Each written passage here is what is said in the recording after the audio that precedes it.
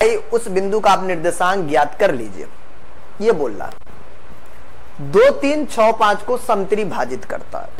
अभी कहिए दिया है तो हम भी जो है ना इनके साथ उठापटक करिए लेते हैं। समत्रिभाजित बोला है जी।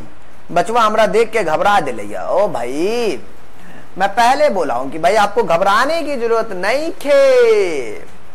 अब मैंने इसका नाम दे दिया जी, गुरुजी का नाम ये दे दिया कि ये हमारा ए पॉइंट है और इसको मैंने नाम दे दिया ये बी पॉइंट। बोल रहा था इसको कि 3 भाग में विभाजित करनी है। मैंने इसको जो अरे उल्टा, अच्छा उससे कोई दिक्कत नहीं है, ये भी है। मान लीजिए इस पॉइंट को मैंने पी नाम दे दिया और इस पॉइंट को क्यू नाम दे दिया। आप देखते 3 भाग में बटा के नहीं। यार एक बात तो लग रहा है गुरुजी, ई हो गया एगो भाग, ई हो गया 2 गो भाग, ई हो गया 3 गो भाग। वाह सर वाह, आपने तो कमाल कर दिए। नहीं मैंने कोई कमाल नहीं किया, ये चीज है। मैं इसमें अच्छा पॉइंट जो दिया हुआ वो लिख दो 2 3 6 5। याद रखिए 2 3 6 5। ये आपको 2 3 है और ये आपका 6 5 है। कितना है भाई 6 5। बोलेंगे जी सर जी ये बात हमको दिख रहा है कि ये आपको 2 3 और ये आपका 6 5 हो चुका। ठीक है सर। अब क्या करोगे, मान लो ये हमारा एक्स वाई है और क्या बोलोगे, इसको x1 y1 नाम दे दो जो हमको निकालना है। अभी सर आप गिनती कीजिएगा, p के लिए काम कीजिएगा तो इधर 1 और इधर की बात होगी। अच्छा मैं एक बात बता, हमको एक बात नहीं मालूम है। क्या चीज सर? हमको ये बात नहीं मालूम है कि ये जो 2 3 है ये हमारा 6 5 को जो PQ में आपको विभाजित करता है, तो ये PXY का निर्देशांक जब हम निकालेंगे तो M का वैल्यू कितना होगा और N का वैल्यू कितना होगा, ये बात हमको यहां से पता नहीं है।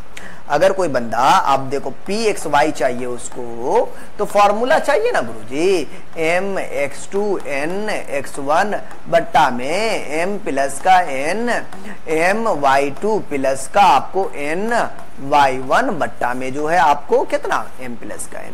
सर आपको M और N का वैल्यू चाहिए तब ना आप फाइंड आउट कीजिएगा। जुगाड़ को छोड़ो, कॉमन सेंस। ये एक भाग है, यहां से यहां तक एक भाग है, गिनती करेंगे तो एगो। हम सिर्फ पी की बात कर रहे हैं और यहां से मैंने एक गिनती किया, ये एक और ये एक, मतलब इन दोनों को जोड़ दीजिए, मतलब पूरा देखेंगे यहां से यहां तक भाग बन गया 2। कुल मिला के जो है एवरीवन इसको जो है आपको 1 के जो है 2 के अनुपात में विभाजित कर रहा है। देख लो भाई, ये देखो ये 1 है और ये आपका 2 है। आप ध्यान दोगे तो ये 1 के 2 के अनुपात में विभाजित कर रहा। ठीक, तो मैंने यहां पर से m का जो वैल्यू था वो आपको 1 हो गया, जबकि x2 का वैल्यू वही है हमारा 6।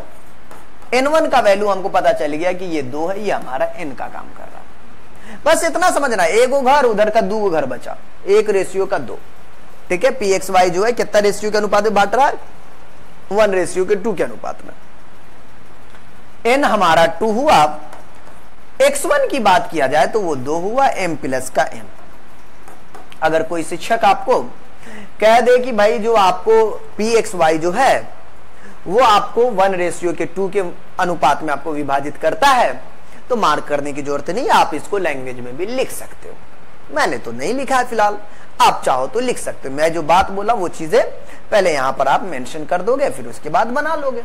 इसमें कौन बड़ी बात है, कुछ बड़ी बात नहीं। अब देखिए m हमारा हो गया 1 और जो y2 हमारा है वो हमारा 5 है। ठीक है गुरुजी, इतना बात तो हम समझ रहे हैं।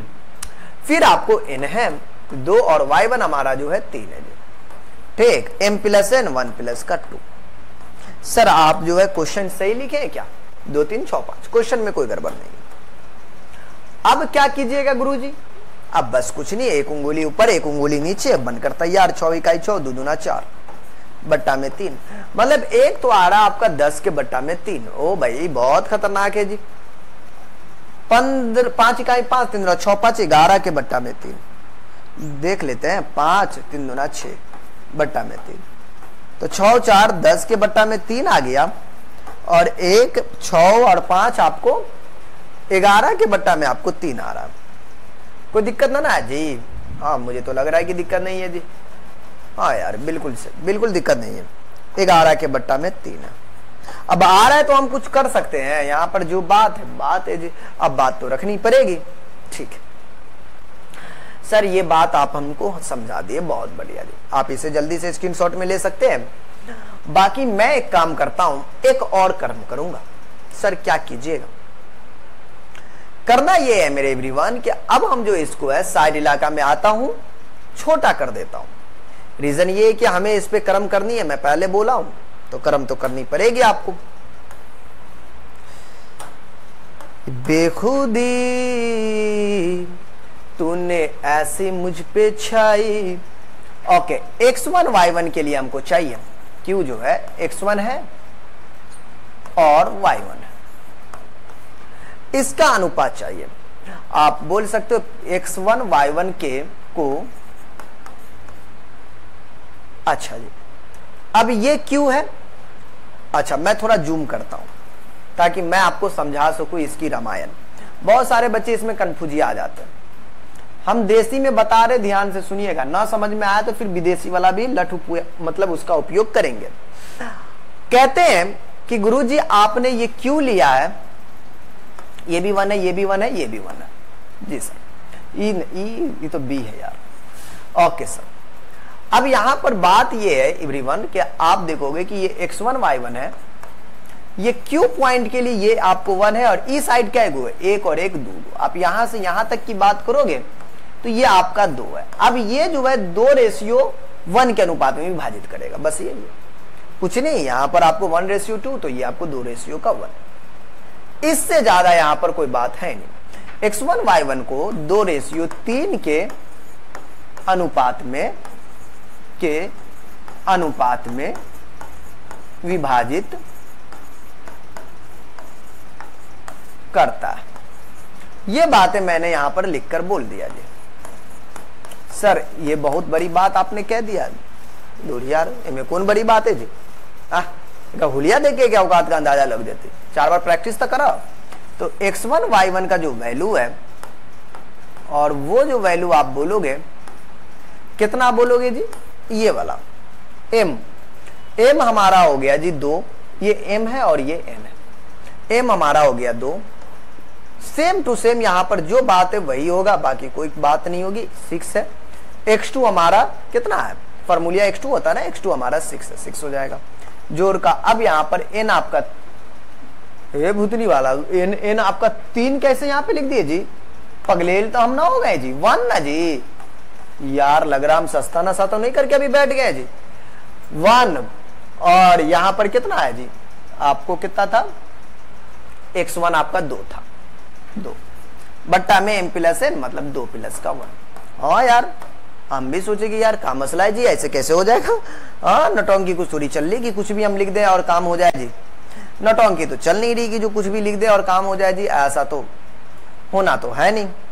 जी सर, जी सर, जी सर।